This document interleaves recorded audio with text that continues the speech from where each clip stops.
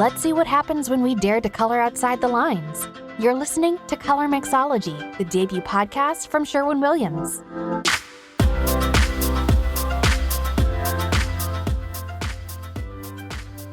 Hello, and welcome to Colormixology, the podcast where we connect with the creative people who are shaping the color and design landscape. I'm your host, Sue Wadden, interior designer and head of color marketing at Sherwin-Williams.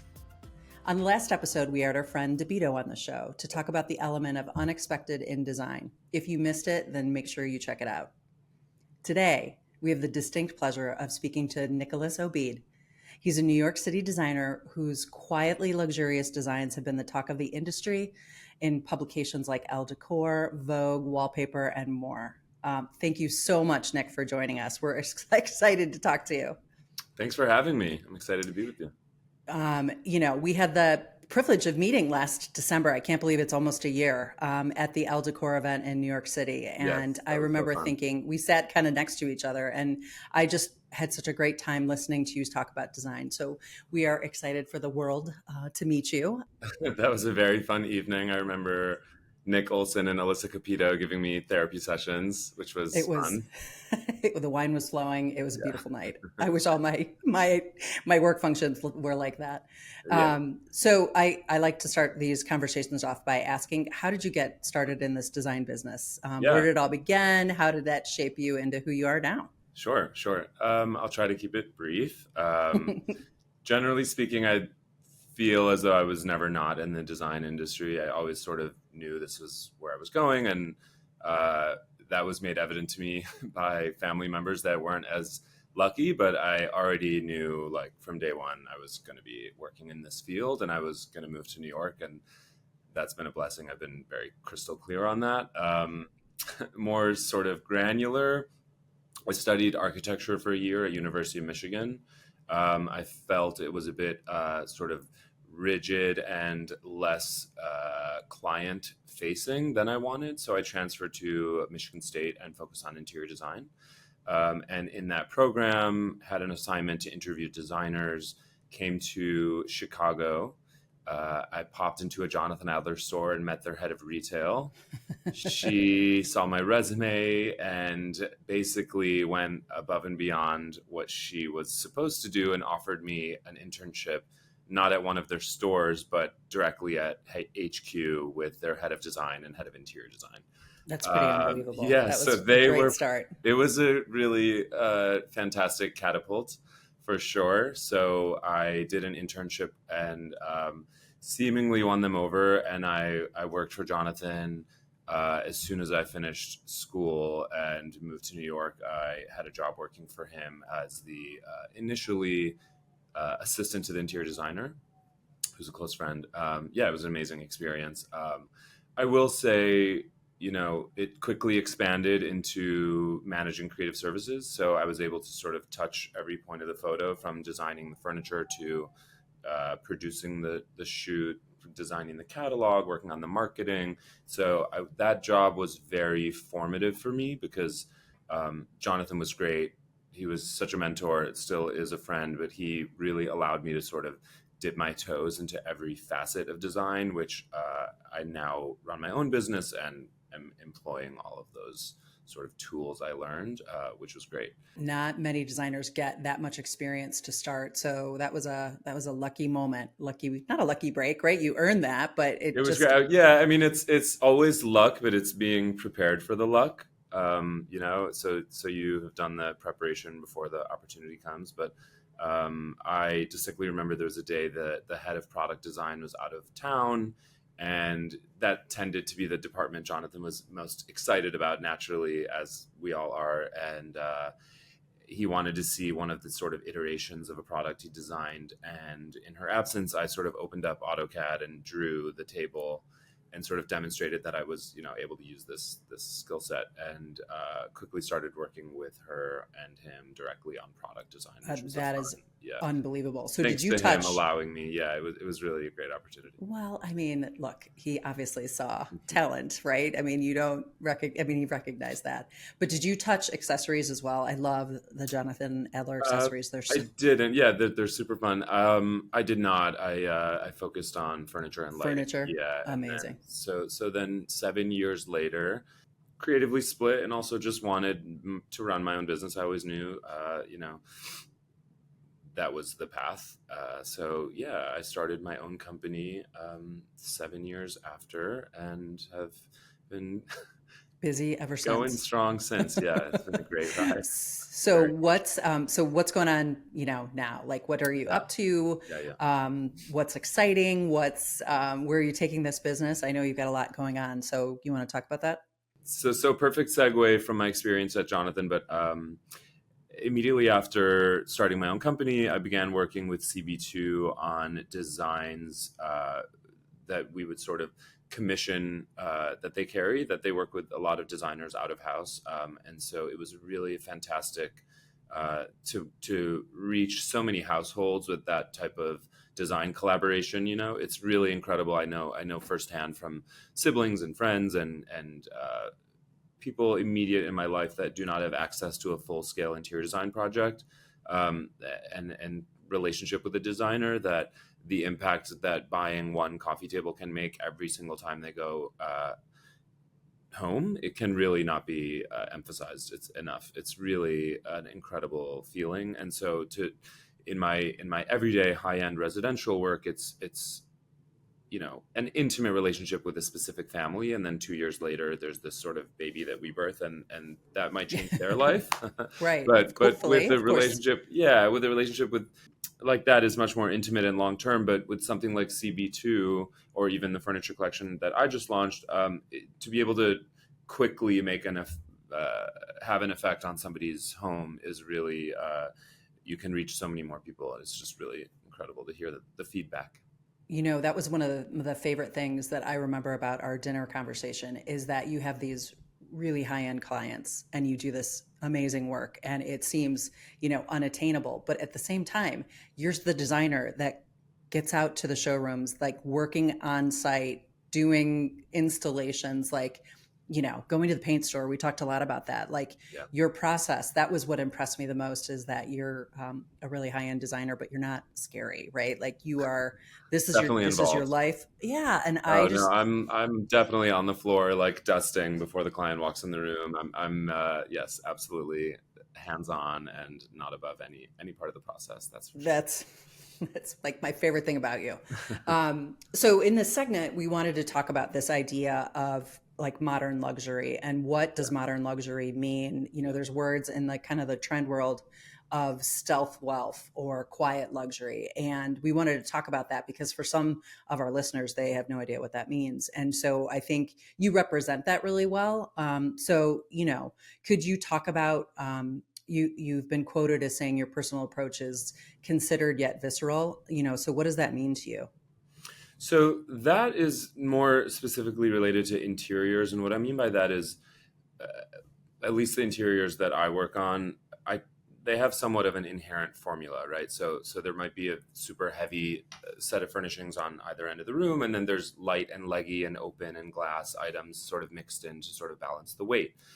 The same goes with sort of like the color and the texture variance. I think all that to say, sometimes you need to mess that up, and that's when the visceral sort of emotion comes in the process. And I think a room feels really dynamic when there is somewhat of a sort of balanced formula, but then there's a wild card and it sort of intrigues you.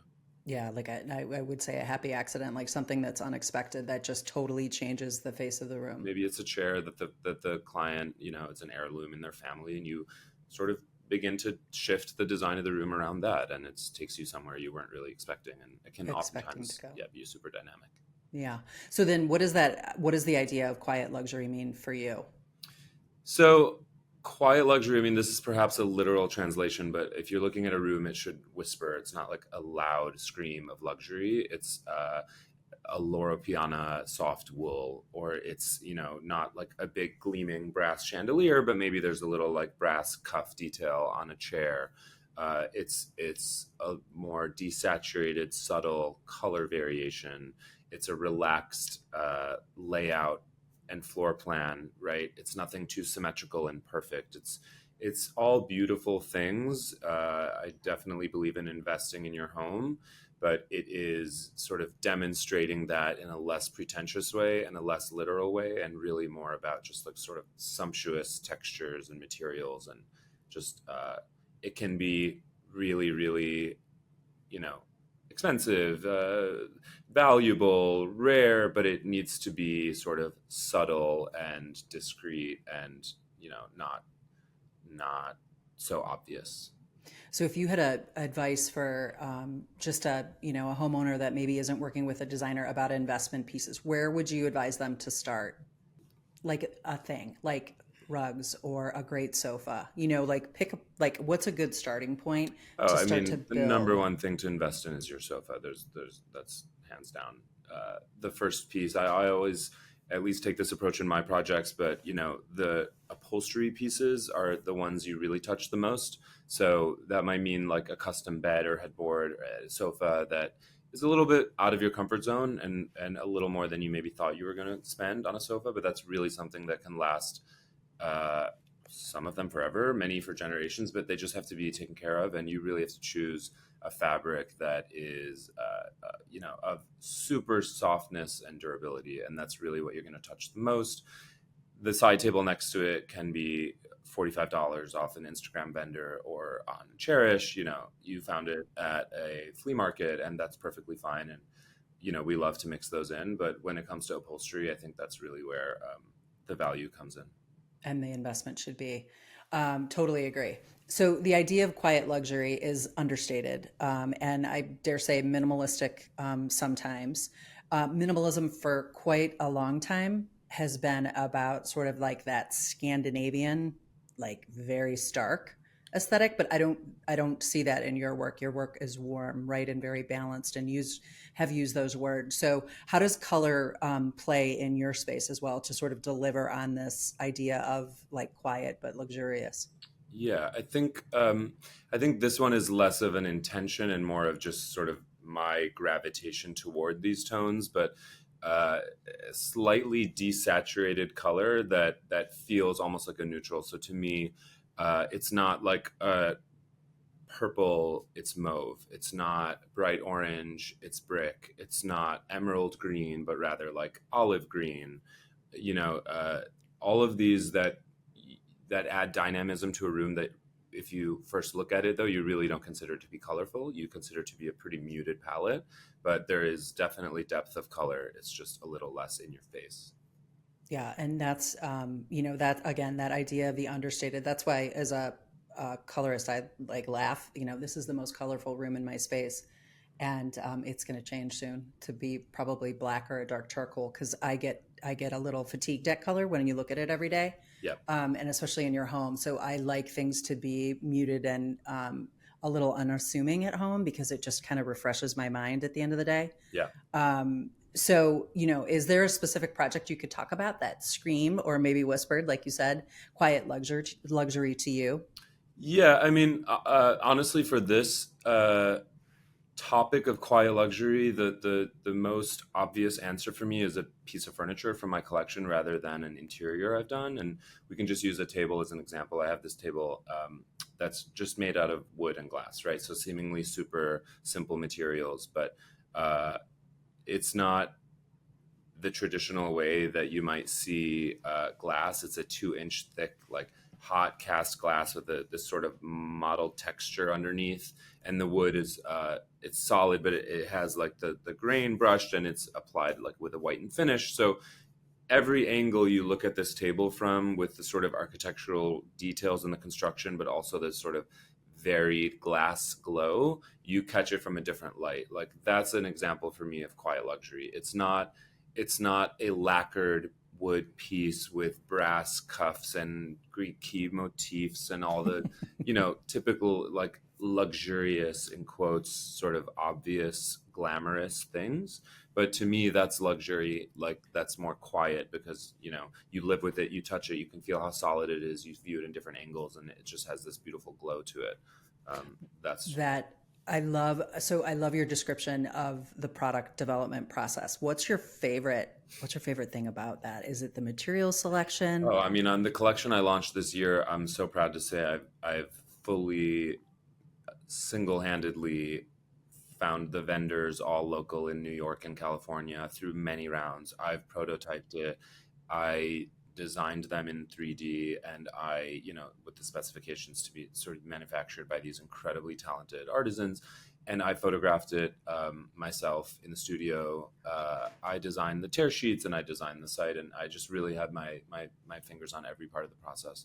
So it's really them that teach me, though, these artisans that make that table, for example. You develop it, and this is why I'm really big on physically prototyping rather than just a render, because you along the process realize that that glass shelf, which is stunning and super solid, but it does have some variance in the way it's poured, right? So if it's going to be somebody's bedside table, it has to be flat. They can't have their water glass sliding down the table. So the artisan that makes this table from solid wood actually receives the glass shelf and levels by hand the sort of wood niche that the glass sits on to accommodate the variances in the glass and make it level in the end. And so that's something that I would have never really imagined as I was sketching this out, that when you prototype it, you learn. Well, where does inspiration come? Is it just in the city? Is it travels? I imagine it would be overwhelming. There's so much inspiration out there. How do you get to the essence of what a new collection is going to be? Definitely overwhelming. I mean, for furniture specifically, the inspiration tends to be architectural. I just kind of think, sometimes to a fault, but it's just sort of how my brain works. But I really think in terms of geometry and form, and then I apply the sort of material best suited to view that form. So I would say architecture is the number one inspiration for that.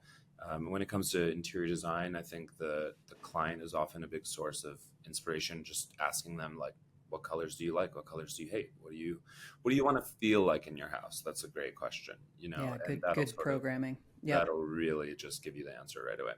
I love the idea of, it's a different promise, right? Like product design, furniture development, that is so, that's so you, right? That's your vision into creating a product. Whereas an interior, you're a professional, right? So you're designing for your client. That's a very important distinction that maybe not everybody realizes. It is. And the process is sure to change along the way when it's an interior. Whereas when it's furniture, it might modify based on construction, parameters and hoops, but the project is inevitably going to end up close to what I imagined. Whereas the interior sometimes really things can happen. Things can happen. I'm certain everyone is going to go check out your website, or we'll talk about that in a minute. But what's the favorite material that you're loving right now? Like from even just product or interiors, what's your favorite thing? Favorite thing that I'm really starting to incorporate interiors, not necessarily my product, is sort of like a nickel, like a modeled nickel, or an aged brass, something with like a depth to it, a nice warm metal. Patina. So that's we're hearing it here everywhere. Everybody, like silvers are starting to come back a little bit. And then what about on the product side? Do you love wood, or do you love mixed use materials? Or on the product side, I'm going to tout a pendant that I prototyped 5 times to get right, but it is parchment, so it's natural goat skin, and it's sourced in New York. It is sanded down to thickness that is consistent, and then within the family of this artisan, he hands it over, and a very talented woman, stitches this shade to a hand bent frame over the course of 20 hours.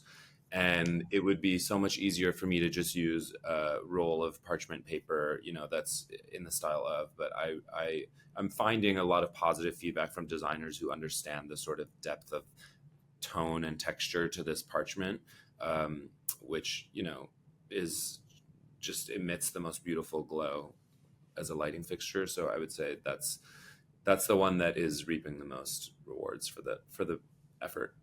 Do you capture those stories in like your literature or anything, like the mark of your product?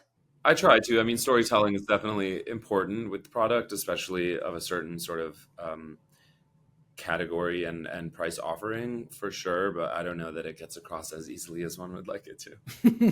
Well, it's I think hard. You these only have days you're inundated with product and it's hard to understand, but really imperative to understand the difference between a table that you can get for $100, which is somehow still an expectation for a piece of furniture, uh, versus something that might cost you a few $1,000s, and really knowing the story behind the artisans that are getting the chance to execute a piece of art with a lot of time and handwork is it's important to get across. It is. So one of some of the like favorite places. Are you a New York guy? Like, do you love shopping in New York, or do you get to shows outside of the U.S., or what's your favorite places to go? So for vintage, I mean, Marché in Paris tends to have the most items that resonate, I would say. For a lot of pieces in my projects, I'll custom design them and make them with artisans locally here in LA and New York. So that tends to be the majority, just because I get to exercise my product designer slash interior designer at the same time. Well, and it's a challenge, I would imagine, to travel because you are so busy. So how do you fit all those things in, right, when trying to launch a new collection? So I imagine that it's difficult. I don't know. I can't wait. I can't wait to see everything that you're going to share when you share your resources. Final question. This has been amazing, but tell us, because we are a paint brand, what are some of your favorite colors? Like, what are some of your go-to? Can just be generalized. Yeah, there's I mean, lately what I'm really loving is sort of like a very pale buttery yellow. I'm working on a cafe. You'd mentioned, what's happening, what's next on the horizon for me. One of those is a 6,000 square foot sort of wellness spa that I'm very excited about. Yeah, and so of course, adhering to their sort of branding and coloring tends to be quite quietly luxurious, of course, for a spa. But in the cafe, we're working on sort of a little bit more of an exciting color palette, and one that I'm really, really loving is like a buttery yellow. Wow. Well, that's like a little step out of the comfort Yeah, zone, maybe. yeah, it is. It is a bit. It's definitely a risk. I think in terms of Sherwin-Williams tones, there's one, for example, to get a little more specific, it's called like warm oats that I've Yes. used, and that is like a perfect example. It's kind of similar to this tone in my shirt, but it's like a sort of chalky neutral. There's green undertones, so in different daylight, it might read as a little more tan versus a little more green. But that's the type of like nuanced depth in a tone that I look for, that feels quietly luxurious, if you will. I totally agree. And I will say that the idea of khakis, so like colors that I would consider utility, are definitely coming out in the trend vocabulary as something to pay attention to. And we haven't really seen those green undertone neutrals in a while. So And it's especially exciting. applied in like a more luxurious fabric. Like I love a silk in that tone, Oh, just whereas gorgeous. typically you would see that in sort of like a blue or Right. shocking red, or yeah, exactly. Yes, like something like super, super jewel tone, right? Like to imply, like that's what I love. That's what I love about neutrals is that you can get the elegance and the refinement in something super handmade, bespoke, amazing, or it can be a canvas, sailcloth, right? And you could still have that full range in a color, and it can still be luxurious no matter what your price range is. It's how you style it and put it together. So this was a fascinating conversation. Anything else that we can share with our listeners? Like, one thing I did want to ask. So, do you do mixed use? Like, do you do residential and commercial, or is this kind of your first commercial project? No, it's not my first. I do get to work in both, and they're totally different. The cafe that I designed, it's in New York. It's incredible. I would love for everybody to check it out. It's called Yeah. Isle of Us, and that's something where I really incorporated a lot of color. But that cafe, Isle of Us, just being involved in the branding design myself and the interior, just sort of, I spent some time there watching how people interact with it, and to be able to touch like every one of the points that a customer experiences, like from the signage outside to the bag that they grab, the design of the counter and the lighting and the sort of seating in the back. So that has been a really fruitful project, just touching every part of the process. And I mean, that's like amazing, but that is so much like personalization from your hand, right? To work on all those aspects. That is, I don't It know when you is sleep. Do you sleep the or client. vacation? I'm actually really big on sleep, so that's a Oh, good. non-negotiable. But Okay. do not come for my sleep. Everybody in my life knows that. But no, the client on that one is a friend. He's amazing, and we actually like took remnants of stone and broke them up by hand and arranged them into geometric forms, and then an incredible team in Brooklyn like laid concrete over that. So we like hand applied the sort of broken terrazzo, if you will, like Yeah. dining tables, and it's just incredible. So he was a great partner to work with. See, this is like, you're a fancy designer, but you also like get in there. I Yeah. love that. That's so great. That's Fully so me great. and him in the back of like an industrial building with like pretend like fake eye gear and a sledgehammer. Yeah. And that was like, I think you had said when we met the first time that one of your favorite places is the hardware store. Like Love the hardware store. just go in there and lose yourself for a minute. Yeah, that's so Got cool. to. Well, we so appreciate your time. This has been very generous. We know you're a busy guy. So if people want to find you, give us all the things. How can they find you? All right. It's pretty straightforward. So it's at Nicholas_Obeid, and the website is nicholasobeid.com. And then that's where your collections are. Everything that is Nicholas Obeid is. All things Nicholas Obeid. So furniture, interiors, and photography. Amazing. Well, you have been a charming guest. I thank you so much for your time. Thank you for having me. This is so Yeah. fun. And can't wait for what's next. We'll be paying attention. Hope to see you at another El Decor dinner soon. I know, me too. Maybe. Okay. Thank you.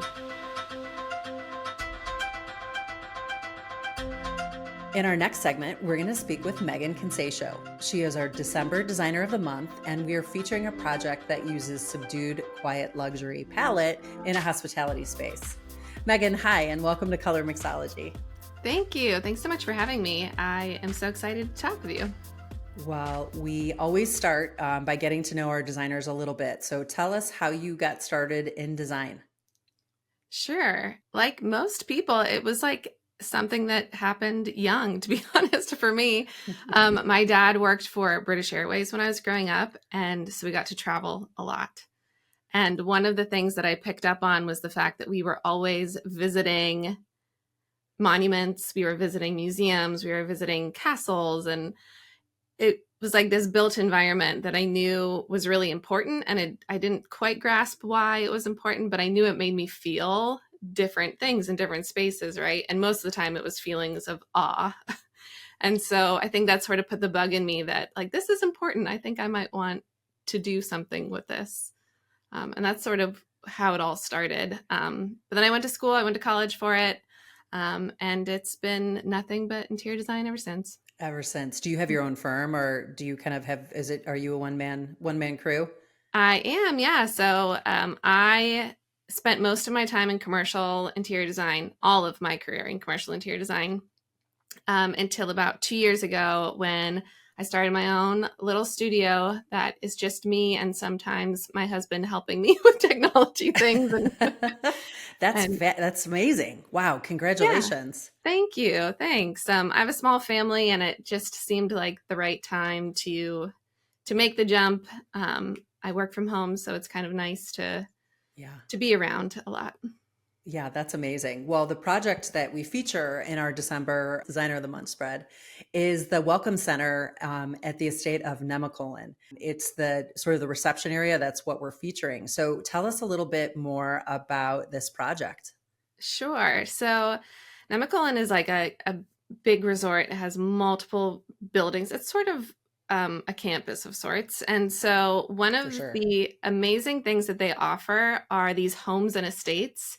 So you don't have to stay in the hotel. You can actually stay in a standalone home, or they're really more estates. And so they wanted that portion of the experience to have its own check-in point. And so they wanted to renovate a building, which was the check-in point for like their wilderness excursions. So when I went to tour it, it was like animaled out. There was prints and it looked like a lodge. You know, I think the reception desk there was like a log cut in half, and it had its moment. for It sure. did. It did. It did. 80s But yeah, they lodge wanted style. they wanted a new check-in point for those people who were staying in the homes and estates. So, how did you get to the idea of this quiet luxury as your first design principle? Was that a request of the client, or did you want to lead them in that direction?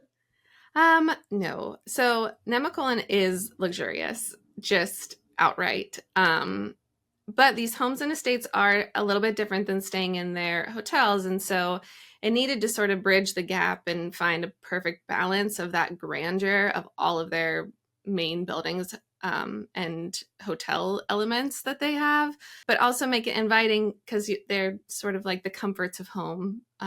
So it was really the blending of those two is how it landed on that sort of quiet luxury look. I love that. And it is, if the listeners have not been there, it is a really unique experience because there's a golf resort and there's a major like plantation style main building, and every area has its own look and feel. So it's kind of probably hard from a design perspective to unify those elements and have it feel cohesive. And, with all of those layers of design on this big, huge property, the idea of quiet luxury is such an understated aesthetic. So, how did you approach that challenge of like evolving styles to be such an elegant minimalist expression?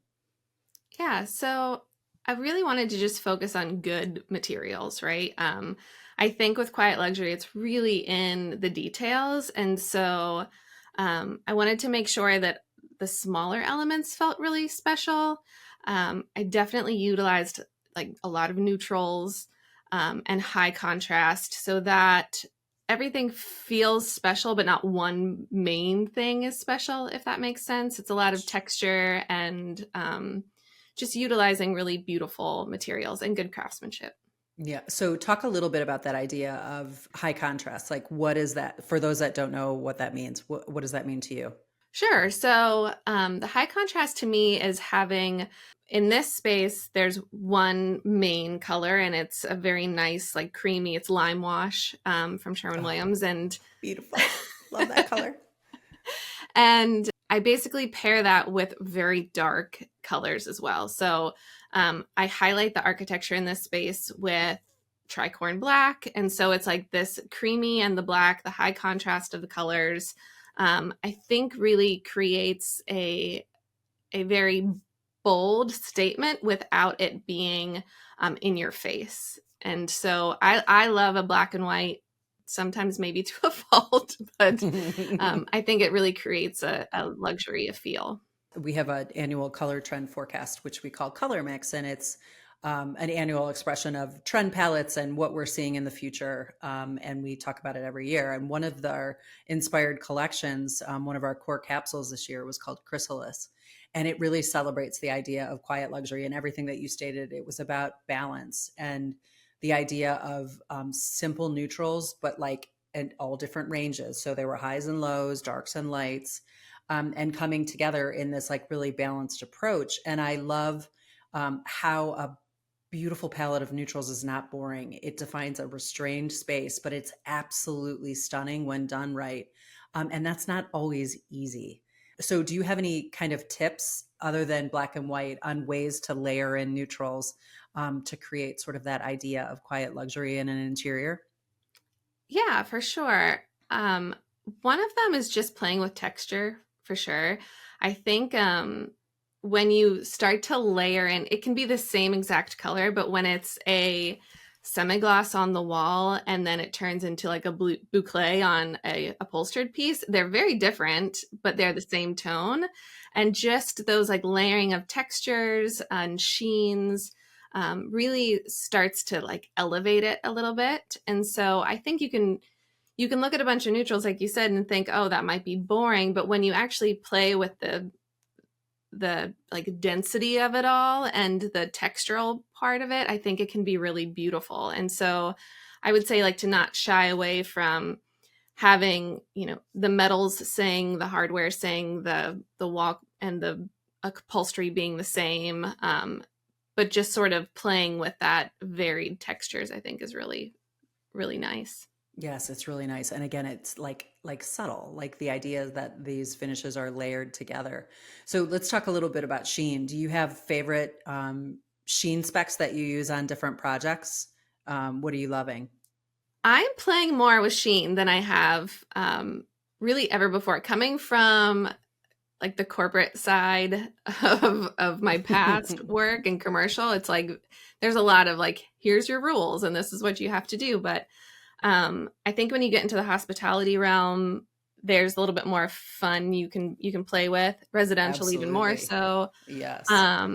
And so I think right now we're seeing a lot of that sort of, there are like lime washes, right? So there's maybe even a little bit of variability in the sheen itself. I love the idea of doing a high gloss on everything. That's been really beautiful. Hmm. Yeah, talk about Recently, luxurious, right? It just looks so mirror finish. It's beautiful. yes, yeah. So I think really, and even if you do the same, again, if you do the same color, but you're doing maybe a flat on one surface and a high gloss on another, like if your trim is high gloss but your wall is flat, like I think that could be really fun too, because the color changes when light hits it differently, and I think that play is very subtle but can be really beautiful. And done with the right color, it's amazing. But when there are maybe colors that are a little off, that can be jarring, right? So understanding sheen is an important part of the specification process for a designer. And particularly in hospitality spaces, like you said, there's always all these elements. There's always pattern and fabrics and materials and different lighting, and it's always so experiential, that those variations in sheens can really tell their own story. So when you talk about the colors that you used on this project, can you were some of your favorites that you want to talk about and how they sort of brought the space to life? Yeah, sure. So I used lime wash everywhere. Can And I it's tell you just a something? really, That's like my hallway color. is it? I love it. It's a great Nice. color. It is. It's beautiful. I love it because it's not a bright white. It Mm-mm. has some life to it.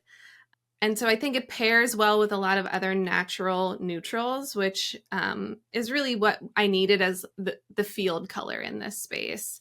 One color that I love, and I actually put it on the exterior of the building in this project, is Urbane Bronze. And I know it was like the color of the year a few years ago. To It me, it's was. still there. It's It is. It's such a usable bronze. I love it. it It's is great on so exteriors. beautiful. It's not black, it's not brown. It's just got it's there's no yellow, like it's just beautiful. Yes, I agree. We love that color. It was a great color. It Yeah, is a great color, but a great color of the year. yeah, it's beautiful. So that's one of my favorites. One thing that I don't think necessarily shows up in a lot of the photography of this space is we used night watch on this project in some casework. And that color is also really pretty because it almost seems like it's black until you're up on it. And then you're like, no, this is green. And it's a dark green. It's got a lot of depth to it. But I love those very minor like color changes within paint that you can play with, where if you don't want to be a super bold in your face green, to turn to a color like night watch, I think is really fun because it's there and it's different, but you almost have to like find it, like it's a mystery. Yeah, inspect it a little. So it's Yeah. like a chameleon color. I love those too. And the two of the colors that you used were from our designer color collection, which was launched in, like right before COVID. And they're like my favorite colors. So like 200 design, I mean, literally we named it as a designer color collection because I knew designers would love it for just like that restraint, and those nuances that maybe like a homeowner that's just looking for a great wall color wouldn't understand, but for designers, they really get those nuances. So, any other thoughts on this idea of minimalism? I think coming out of your commercial experience and going into residential, I think that's interesting. Do you see homeowners kind of interested in this idea of quiet luxury? I do. I think people are ready now to like get out of the like white and gray world of like flipping houses. Yes, That was like 100%. really prevalent there for a while, and For everything was 10 gray. years. Yeah. 10 years. Yes, it was a long time. And everything was gray and white. And I think homeowners are now really like, they're thirsty for depth And so this quiet luxury is nice in the way that it's minimal, but it doesn't like you can layer a ton into this space, but it can be like selected, right? So these can be your heirloom pieces. You can bring back your grandma's table and it's going to look very beautiful in a space that is just refined and like edited in a way. Yes. But I think Oh, people that's are a good craving word. like some coziness and something that feels like it's been there for a while rather than the like, oh, this is a flipped house. Agreed, right? Those homes were sometimes antiseptic, right? They just Yes. felt like very like Scandi, so restrained, so edited that you lost a lot of the warmth. And so that's what I'm most excited about. Obviously COVID was a huge impact on color and things got very natural and very nature inspired very quickly. And that was important. And now it's kind of pushing us into this new expression of neutral, which is much, much warmer. We're not going back to builder beige. I don't want people to be like, oh no, we can't go back to 2002, but it's like mushroom tones. It's like a new interpretation. And this idea of quiet luxury has like such importance there. So I love it. So I love your thoughts on this. This was amazing. If people want to see more of your work, how can they find you? So Leo Rose Interior Design is my website, and then at Leo Rose Interiors on Instagram too. Love it. Well, be sure to check out our Designer of the Month page that features Megan and this great project. And thank you so much for joining us on Colormixology. This was great. Thank you, Sue. Appreciate it.